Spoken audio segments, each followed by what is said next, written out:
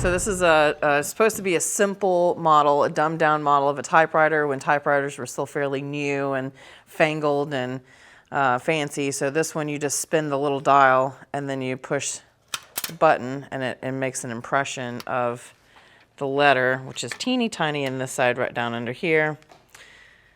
But it impresses into the paper like a regular typewriter.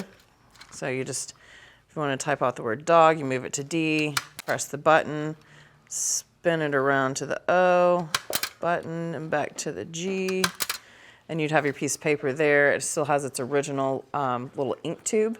So you would ink it, I would assume somewhere in here there would be a little ribbon that ran through there. And yeah, this was an actual working typewriter that people used around the turn of the century. I thought it was a toy. I was wrong.